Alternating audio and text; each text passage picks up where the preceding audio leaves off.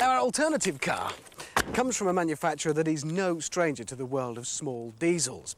Those old Peugeot 205 diesels used to clatter on for hundreds of thousands of miles. But this, a 206 2-litre HDI, looks a rather different prospect. Not the same practical motor. It's got alloy wheels, spoilers at the front and at the back, and fog lamps too. So could it be that the legendary 205 GTI has been reborn as a diesel?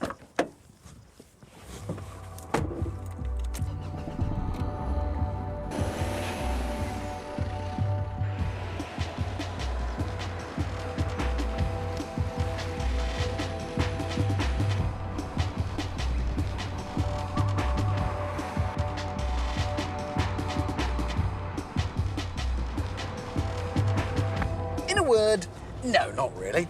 Well, that's 3 words, but you know what I mean. Look at the figures, they speak for themselves. 0 to 60 in over 11.5 seconds, 90 brake horsepower, hardly a firecracker.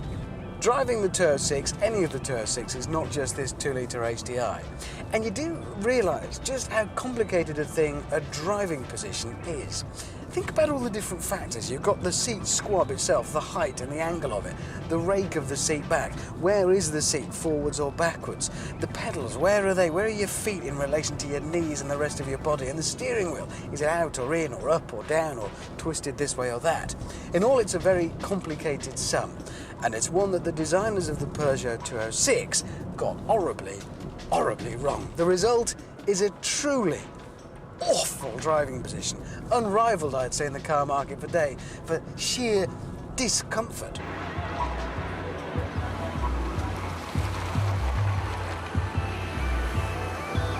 The 2-litre HDI engine in the Peugeot 206 only manages to generate 90 brake horsepower, but it is aimed at some serious fuel consumption, 56.5 mpg. But that's only good as the Polar, remember. Insurance is down a little bit though, Group 5 is 1 lower.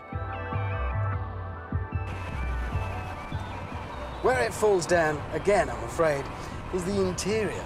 It's actually quite light and airy. For a small car it doesn't feel dinky and cramped, but the materials used are dismal. It's so gloomy, not just the colour, it's various shades that don't entirely match of black, but it's the texture.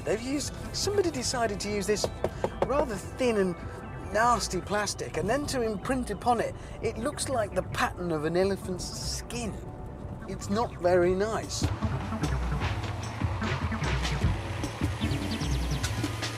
Where the 206 will always do well, of course, is in terms of reputation. It's always enjoyed a big following. In fact, all small Peugeots have from the 205 onwards.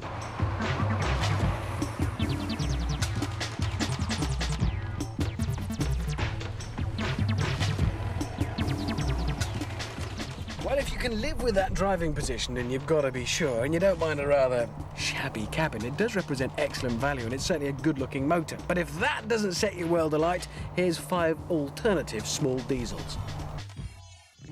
In 5th place, boy, your granddad would have loved this, the Rover 25 TDI. No, it's nothing like as boring as it sounds. Just under 100 brake horsepower available. 0 to 60 in 9.9 seconds is perfectly respectable for a car that can return 55.4 mpg.